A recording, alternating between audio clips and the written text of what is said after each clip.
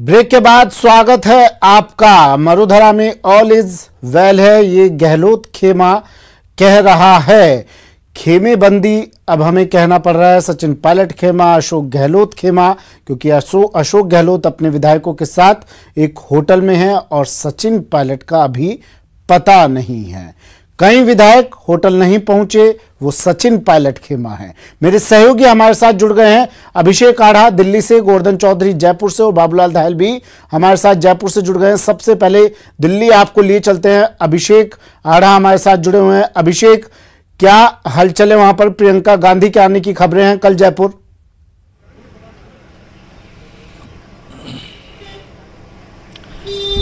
देखिए, जो कांग्रेस एआईसीसी की तरफ से जिन लोगों को भेज सकती थी बातचीत करने के लिए, उन्हें भेज दिया गया है। अविनाश पांडे और उनके साथ में सुरजेवाला, अजय माकन, तमाम लोग पहुंचे हैं वहां पर। उन्होंने अपनी कोशिश कर ली है, लेकिन अब चूंकि एक जबरदस्त दबाव का माहौल कांग्रेस के आला कमान पर भी है कि किसी तरह सचिन पायलट को रोका जाए। अब वो चाहे संजय झा की बात हो, चाहे कपिल सिब्बल की बात हो, चाहे संजय निरुपम की बात हो, कांग्रेस के पुराने और मजे हुए जो बड़े नेता हैं वो अब ये लगातार कह रहे हैं कि संजय निरुपम ने तो यहाँ तक कह दिया कि ऐसे अगर एक एक करके छोड़कर लोग जाते रहे तो पीछे बचेगा कौन। तो कांग्रेस आला कमान पर भी ये प्रेशर है कि किसी तरह से सचिन पायलट को मनाया जाए, उन्हें रोका जाए। लेकिन सचिन पायलट जिन शर्तों के साथ रोकना चाहते हैं, जो उनकी डिमांड्स तब थी जब उन्होंने उप मुख्यमंत्री पद पर बनना, उप मुख्यमंत्री पद ग्रहण करना मंजूर किया था, उस वक्त की जो शर्तें थी वो हुबहू इम्प्लीमेंट की जाए। क्योंकि सूत्र बताते हैं कि पायलट इस तरह की का कम्युनिकेट कर रहे हैं कि उनकी जो शर्तें थी या जिन शर्तों पर उन्होंने चीफ मिनिस्टर का पद त्यागा था, वो शर्तें अब तक नहीं मानी गई हैं। उस तरीके का उनके साथ व्यवहार नहीं हुआ है। उस तरह की चीज़ें जो उनकी डिमांड थी वो उनको नहीं मिली है पिछले 1.5 साल में। और वो शर्तें कुछ इस तरह की कड़ी हैं कि उन शर्तों का पूरा किया जाना बेहद मुश्किल नज़र आता है। जिस तरीके की उनकी डिमांड्स है, जिसमें बहुत इंपॉर्टेंट मिनिस्ट्रीज़ की भी बात है, पीसीसी चीफ की भी बात है, अपने समर्थकों को मंत्री पद से नवाजने की भी बात है, जो उनके समर्थक विधायक हैं। तो ये कुल मिलाकर जो बातें हैं वो अब सुबह से दिल्ली में लगातार चल रही है। लेकिन इन सब के बीच सचिन पायलट जो हैं वो बहुत ही कूल तरीके से उन्हें जब जो मैसेज आगे पास ऑन करना है वो उस मैसेज को लगातार आगे पास ऑन कर रहे हैं। उसके अलावा वो अगर आला कमान से भी उनको बात करनी है तो वो बहुत ही नपी तुली और बहुत ही वेट एंड वॉच वाली स्थिति में रहकर बात कर रहे हैं। क्योंकि सचिन पायलट को ये बहुत ठीक तरीके से पता है कि भले ही उनसे बातचीत की जा रही हो, भले ही उन्हें मनाने की कोशिश की जा रही हो, कांग्रेस एआईसीसी की तरफ से जो लोग हैं गए हैं जयपुर, वो उनसे बात कर रहे हो और दूसरे लोग बात कर रहे हो, लेकिन उनके लिए एक बड़ी चिंता की भी बात ये हो सकती है कि जो आज प्रस्ताव पारित किया गया कि जिन लोगों ने, जो लोग पार्टी को सत्ता से बाहर करने के लिए, जो सत्ता के खिलाफ जो साजिश करने में शामिल है, उन पर जो भी बेहद कड़ी अनुशासनात्मक कार्रवाई की जानी चाहिए। जैसा हमारे सहयोगी गोवर्धन चौधरी ने ये खबर बताते हुए कहा था कि अगर उस कागज को जो एक बनाया गया है, जो प्रस्ताव बनाया गया, उसको डिकोड करते हुए उसकी अगर आखिरी लाइन प्रियंका गांधी मनाने के लिए आ रही है, सचिन पायलट को मध्यस्थता करने के लिए आ रही हैं, बातचीत करवाने के लिए आ रही हैं, सुलह करवाने के लिए आ रही है, लेकिन दूसरी तरफ एक प्रस्ताव निकाल दिया जाता है कि कार्रवाई की जाएगी। और सचिन पायलट तो हुए ही कार्रवाई से नाराज थे जब एसओजी ने उनके पास एक चिट्ठी भेजी थी।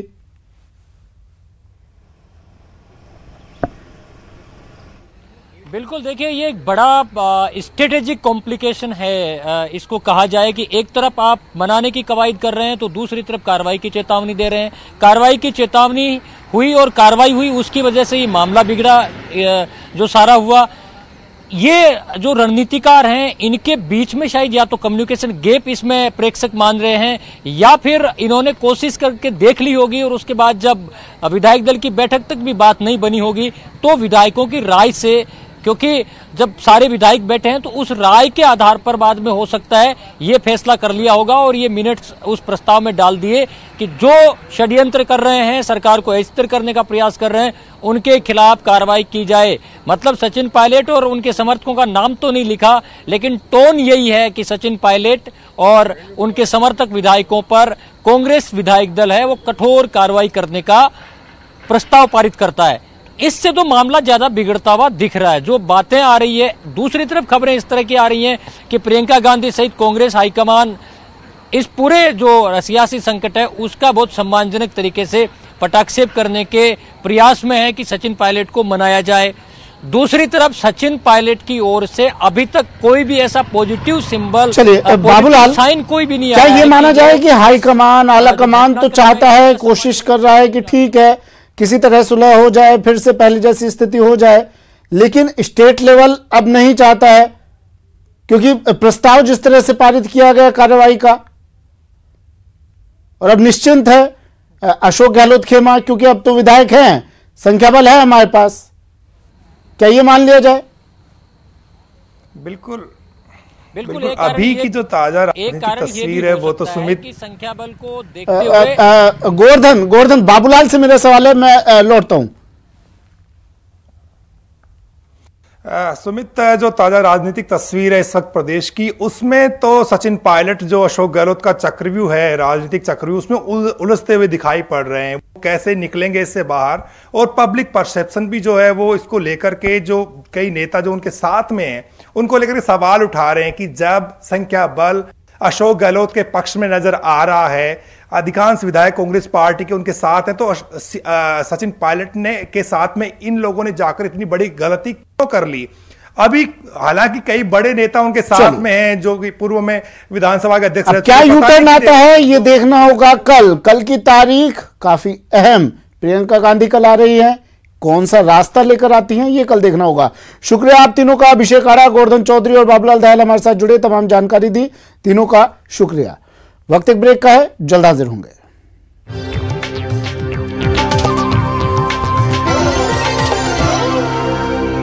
This news is co-powered by PolicyBazaar.com.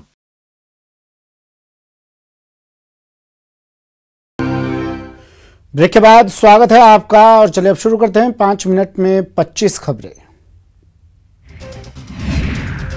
ED की टीम ने कोटा में कोठारी ग्रुप पर भी अपना शिकंजा कसा है। ईडी की टीम ने ग्रुप के आवास अनंतपुरा में ओम कोठारी शिक्षण संस्थान सहित अन्य ठिकानों पर पहुंचकर टैक्स से जुड़े दस्तावेज खंगाल रही है। प्रदेश में चल रहे सियासी संकट के बीच कांग्रेसी कार्यकर्ताओं का गुस्सा चरम पर है। झालावाड़ में कांग्रेसी कार्यकर्ताओं ने बीजेपी के खिलाफ नाराजगी जताते हुए केंद्र के खिलाफ नारेबाजी की। प्रदेश में बिगड़े सियासी हालात का असर चित्तौड़गढ़ में भी देखने को मिला, जहां कांग्रेस कार्यकर्ताओं ने पीसीसी अध्यक्ष सचिन पायलट के खिलाफ प्रदर्शन कर विरोध जताया। राजसमंद के भीम कस्बे के बस स्टैंड में शराब ठेका खोलने का महिलाओं ने विरोध किया। महिलाओं ने स्टैंड में खुले ठेके के सामने धरना देकर उसे बंद करवा दिया। भीलवाड़ा की रायला थाना पुलिस ने नकबजनी और चोरी की बढ़ती वारदातों पर अंकुश लगाते हुए 4 चोरों को गिरफ्तार किया है। भीलवाड़ा जिले के शक्करगढ़ थाना क्षेत्र के शिरपुरा गांव में 3 घरों से लाखों की चोरी की है। बताया जा रहा है कि घटना में चोर 1,20,000 रुपए की नकदी सहित 1.5 लाख रुपए के गहने चुरा कर ले गए। भरतपुर राजकीय नेत्र चिकित्सालय के पास गंदगी के ढेर से मरीज परेशान हैं। आंख के मरीजों को हमेशा संक्रमण का खतरा सताता है। अजमेर में फीस माफी की मांग को लेकर अभिभावक लगातार प्रदर्शन कर रहे हैं। आज भी एक निजी स्कूल के बाहर अभिभावक पहुंचे और स्कूल प्रशासन के खिलाफ जमकर नारेबाजी करते हुए प्रदर्शन किया। अजमेर में निजी स्कूलों की मनमानी के खिलाफ अभिभावकों का प्रदर्शन जारी है। सोमवार को अभिभावकों ने एक निजी स्कूल के सामने पहुंचकर विरोध प्रदर्शन किया और नारेबाजी की। राजस्थान की कोटा एजुकेशन सिटी में कोविड-19 के संक्रमण पर रोकथाम लगाने के लिए जिला चिकित्सा एवं स्वास्थ्य विभाग ने तिथिवार कोरोना सैंपल लेने का अभियान शुरू कर दिया है। अजमेर में रोडवेज से रिटायर हुए कर्मचारियों ने भुगतान नहीं मिलने के कारण नारेबाजी करते हुए प्रदर्शन किया। कर्मचारियों ने सरकार पर वादाखिलाफी का आरोप लगाया। कोटा में बिजली के 3 महीने के बिल माफ करने की मांग को लेकर बीजेपी युवा मोर्चा का आंदोलन जारी है। सोमवार को युवा मोर्चा के कार्यकर्ताओं ने भैंस के आगे बीन बजाकर अपना विरोध जताया। अजमेर में टाटा पावर ने एक ऐसे व्यक्ति को बिजली का बिल थमा दिया है जिसने कभी मीटर लगवाया ही नहीं और वो हमेशा किराए के मकान में रहता है।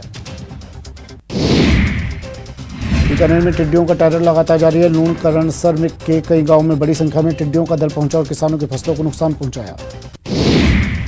अजमेर के पुष्कर में स्थित राजपूत समाज के जयमल कोट में 6 फीट लंबा कोबरा सांप निकलने से दहशत फैल गई। उदयपुर की श्रीनाथ ट्रैवल एजेंसी के संदिग्ध ड्राइवर को क्वारंटीन करने की जगह कंपनी ने उसे राजकोट भेज दिया।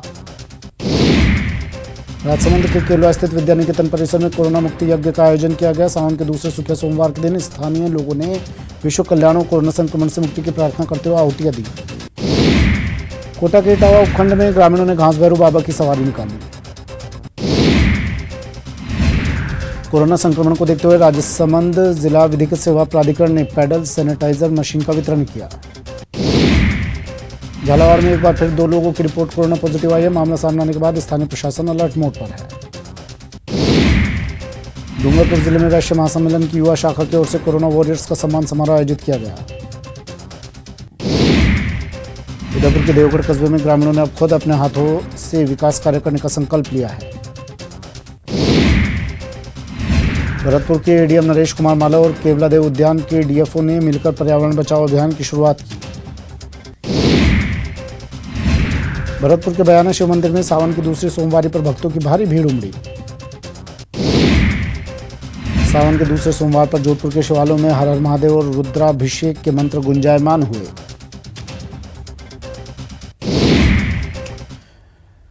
सियासी घमासान पर कांग्रेस ने कहा कि विधायक दल ने सीएम गहलोत को सर्वसम्मति से नेता चुना है और सरकार के पास पर्याप्त बहुमत है। मानते हैं कि वो ऐसा कोई काम करेंगे कि जो उनको नहीं करना चाहिए। ये सब अभी कयासबाजी है। किसी को पर्सनल कोई टारगेट करके कुछ नहीं लिखा जाता। जब कोई प्रस्ताव बनता है तो सामान्य रूप से बनता है, सब पे लागू होता है। देखते हैं, अभी बात करेंगे। जो पांडे जी ने कहा है, एआईसीसी के जो निर्देश होंगे उस हिसाब से कार्रवाई करेंगे। तो मैं अंदर नहीं गया अभी तक। तो अभी नंबर गेम क्या है सर, वो एक बार बता दीजिए। नंबर ऑफ गेम बहुत अच्छा है नंबर। सर टोटल आप सर टोटल क्यों नहीं बता रहे? सर टोटल कितने विधायक बता दिया ना। कोई शक नहीं है, कोई शुबा नहीं है। स्पष्ट बहुमत के साथ में। और आप ये देखिए दिन प्रतिदिन ये हमारी संख्या इसकी और बढ़ती है। ये मेरा काम नहीं है। मेरा काम जो मेरे से हाईकमान प्रदेश अध्यक्ष रघुवीर मीणा बन रहे हैं। आप ऐसी बात पूछ रहे हैं जिसके बारे का कोई जवाब नहीं है। वहीं कांग्रेस के सियासी संग्राम पर बीजेपी ने भी निशाना साधा है। व्यक्तियों की महत्वाकांक्षाएं ये कांग्रेस में दिखती थी, लेकिन आलाकमान सो रहा था। वो कपिल सिब्बल साहब ने अपने ट्वीट से पुष्टि करी। इसलिए इस परिस्थिति के अंदर कांग्रेस में साफ तौर पर अंतर्कलह थी, अंतर्विरोध था। यही बात हम बार बार कह रहे थे। उन्होंने कहा राज्यसभा में हमारे पास बहुमत आ गया पूरा, हमारी 2 सीटें जीत गई, बहुत अच्छी बात है। टूटते हैं या कुछ करते हैं, उस सारे को देख करके ही बीजेपी के सब लोगों को बैठ करके विचार करेंगे और जो भी ऑल इंडिया और हम दोनों मिलकर के विचार करेंगे उसके अनुसार बात करेंगे। मैं कभी उनके संपर्क में नहीं रहा, ना ही मेरी जानकारी में कोई बात है। कांग्रेस के प्रदेश अध्यक्ष है, कांग्रेस के लोगों के संपर्क में थे और कांग्रेस की अंदरूनी राजनीति ने राजस्थान की राजनीति को आज गंदला करने का काम किया। जयपुर तक के बड़े नेता इस छापेमारी के खिलाफ मैदान में उतर आए। मोदी सरकार ने, प्रधानमंत्री जी ने, अमित शाह जी ने और भाजपा सरकार ने इनकम टैक्स की रेड शुरू करवा रखी है कांग्रेस के पदाधिकारियों पर एक बात जान ले मोदी सरकार, अभी इनकम टैक्स आया है, फिर ईडी आएगी। क्योंकि पैसे के बल पर भी, सत्ता के बल पर भी वो राजस्थान की चुनी हुई सरकार को और राजस्थान के बहादुर विधायकों की निष्ठा को नहीं खरीद पा रहे थे, तो अब उन्होंने इनकम टैक्स और ईडी को वो ले आए हैं। ईडी के 200 से अधिक अधिकारियों ने दिल्ली और राजस्थान के कई जगहों पर छापेमारी की। ये छापेमारी प्रदेश के 2 बड़े कांग्रेस नेता और अशोक गहलोत के करीबी धर्मेंद्र राठौड़ और राजीव अरोड़ा के ठिकानों पर की गई है। कार्रवाई के बाद पार्टी के मुख्य सचेतक ने केंद्र सरकार पर सरकारी एजेंसियों के दुरुपयोग का आरोप लगाया है। पूरा देश देख रहा है, पूरा प्रदेश देख रहा है क्या हो रहा है। ये लोकतंत्र नहीं है, ये तानाशाही है, हिटलरशाही है। दोनों ही नेता सीएम गहलोत के करीबी हैं। राजीव अरोड़ा को सीएस गहलोत का फाइनेंशियल मैनेजर कहा जाता है, तो वहीं धर्मेंद्र राठौड़ उनके सबसे करीबियों में गिने जाते हैं। राजीव पेशे से ज्वेलर हैं, वहीं धर्मेंद्र राठौड़ ने वैभव गहलोत के लोकसभा चुनाव लड़ने के दौरान अहम भूमिका निभाई थी। ईडी की कार्रवाई के बाद प्रदेश कांग्रेस नेताओं ने बीजेपी पर तीखा हमला बोला है। मिली यहीं पे इस कमरे में इस प्रकार का घटनाक्रम, तो ये राजनीतिक हिसाब से प्रताड़ित करने का प्रयास है। अगर किसी का छापा मारने का इनकम टैक्स का विचार भी था तो क्या ये समय चुनना उचित था क्या? कभी भी कर सकते थे, लेकिन सबको प्रेशर में बनाने के लिए इस प्रकार का कृत्य किया गया है। ये तो सरकार अपनी सरकारी मशीनरी का दुरुपयोग कर रही है केंद्र सरकार। सीएम के करीबियों के 24 ठिकानों पर छापेमारी के साथ ही उस फेयरमाउंट होटल से जुड़े लोगों के खिलाफ भी कार्रवाई हुई, जहां कांग्रेस के विधायकों को रखे जाने की अटकलें थी। इस छापेमारी के कई सियासी मायने निकाले जा रहे हैं। कांग्रेस बीजेपी पर हमलावर है और गहलोत सरकार को अस्थिर करने का आरोप लगा रही है। Bureau report, news 18 network. और बड़ी खबर आ रही है श्रीगंगानगर से, जहां एक एएसआई को रिश्वत लेते हुए ट्रैप किया है। सदर थाने का एएसआई मोहर सिंह रिश्वत लेते ट्रैप, 7,000 की घूस लेते हुए एसीबी के हत्थे चढ़ाए एएसआई हनुमानगढ़। एसीबी ने ये कार्रवाई की। बड़ी खबर टीवी स्क्रीन पर।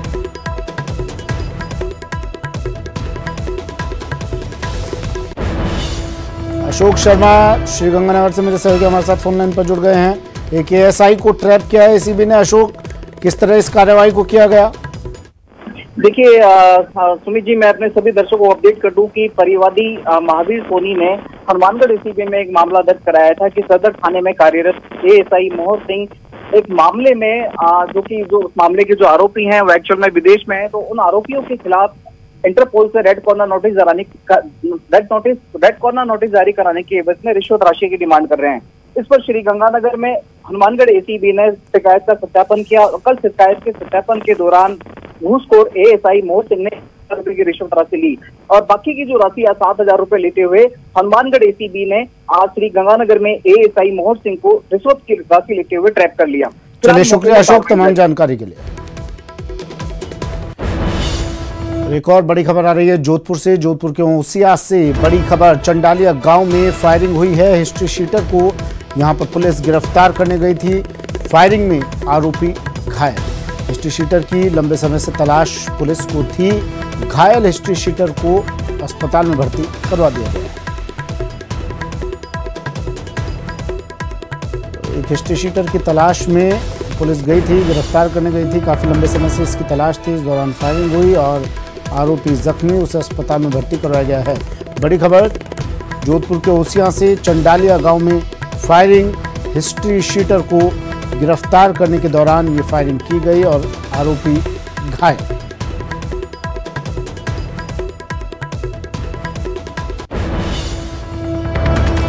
सीकर से बड़ी खबर आ रही है, 2 मासूम बच्चों की मौत। सीकर में 2 मासूमों की जोहर में डूबने से मौत हो गई। भूदौली गांव की ये घटना है। बड़ी खबर सीकर से, जोहर में डूबने से 2 बच्चों की मौत। भूदौली गांव में की ये घटना।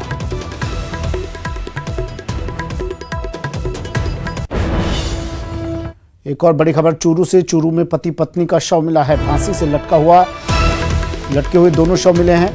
गुगलवा गांव में घर में इन्होंने फांसी लगाई। खुदकुशी का प्रथम दृष्टया ये मामला माना जा रहा है। पुलिस ने शव को कब्जे में लेकर अब जांच कर रही है। हमीरवास थाना पुलिस पहुंची और जांच में जुट गई है। कारणों का हालांकि अभी तक खुलासा नहीं हुआ है। बाना जिले के मांगरोल में खनन माफिया बेखौफ नजर आ रहे हैं। कुछ तस्वीरें आपको दिखा देते हैं। ये तस्वीरें देखिए, कैसे मांगरोल थाने के पीछे से बनास की बजरी निकाली जा रही है और ट्रॉलियों में भरकर उन्हें ले जाया जा रहा है। ये पूरा इलाका प्रदेश के खनन मंत्री प्रमोद जैन भाया का है। फिर भी यहाँ अवैध खनन का खेल जारी है और बजरी की तस्करी आराम से चल रही है। साथ ही खनन माफिया पार्वती नदी से सैकड़ों ट्रैक्टर ट्रॉली रेत लेकर आराम से निकल जा रहे हैं। बाकायदा लिस्ट बनाकर ऐसे वाहनों का संचालन किया जा रहा है। बजरी से लदे ट्रक और ट्रॉली बिना रोक टोक के मध्य प्रदेश की सीमा से होते हुए राजस्थान की सीमा में प्रवेश करते हैं और सुप्रीम कोर्ट के आदेश की धज्जियां उड़ा रहे हैं। श्रीगंगानगर में बीती रात एक निजी होटल के बाहर बिजली के तारों में स्पार्किंग होने से तेज धमाके के साथ आग लग गई और काफी देर तक वहां से आग और चिंगारी निकलती रही। गनीमत ये रही कि कोई बड़ा हादसा होने से बच गया। सूचना के बाद बिजली विभाग के कर्मचारियों ने मौके पर पहुंचकर आग पर काबू पाया। खबर बाड़मेर से। बाड़मेर में एक ट्रैफिक कांस्टेबल की सूझबूझ से एसबीआई का एटीएम लूटने से बच गया। मामला शहर के रेलवे स्टेशन परिसर में स्थित एटीएम का है, जिसे लूटने के इरादे से हथौड़ा और औजार सहित एक युवक शराब के नशे में एटीएम में प्रवेश करता है और उसने एटीएम को तोड़ने की कोशिश की। इस दौरान वहां ड्यूटी कर रहे ट्रैफिक कांस्टेबल ने उसे देख लिया और पकड़कर पुलिस के हवाले कर दिया। हालांकि बैंक की ओर से ऐसी कोई शिकायत दर्ज नहीं करवाई गई।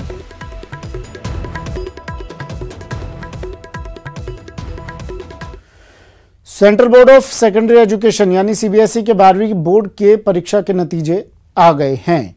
स्टूडेंट्स बोर्ड की आधिकारिक वेबसाइट cbse.nic.in या फिर उमंग ऐप के जरिए नतीजे देख सकते हैं। इस बार 88.78% परीक्षार्थी पास हुए हैं, जिससे सबसे ज्यादा तिरुवनंतपुरम में 97.67% परीक्षार्थी सफल हुए।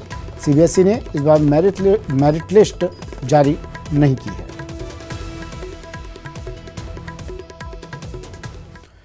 राजस्थान माध्यमिक शिक्षा बोर्ड ने आज 12वीं वाणिज्य वर्ग का नतीजा जारी कर दिया। कुल परिणाम 94.49% रहा, जो कि पिछले साल की तुलना में 4% ज्यादा है। वहीं एक बार फिर छात्राओं ने बाजी मारते हुए छात्रों से बेहतर प्रदर्शन किया है। छात्राओं का उत्तीर्ण प्रतिशत 96.94% रहा, तो वहीं छात्रों का 93.18% रहा। पिछले साल की तुलना में छात्रों और छात्राओं का परिणाम प्रतिशत में भी काफी सुधार हुआ। बोर्ड अध्यक्ष डॉक्टर डीपी जारोली ने परिणाम जारी किया। 12वीं वाणिज्य की परीक्षा में कुल 36,551 परीक्षार्थी पंजीकृत थे।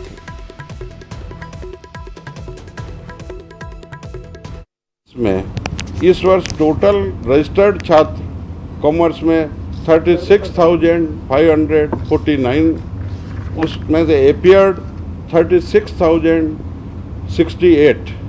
पास छात्र छात्राओं का परसेंटेज छात्रों का रहा 93.18, छात्राओं का 96.94। टोटल पास परसेंटेज 94.49। फिलहाल इतना ही, दीजिए इजाजत, नमस्कार।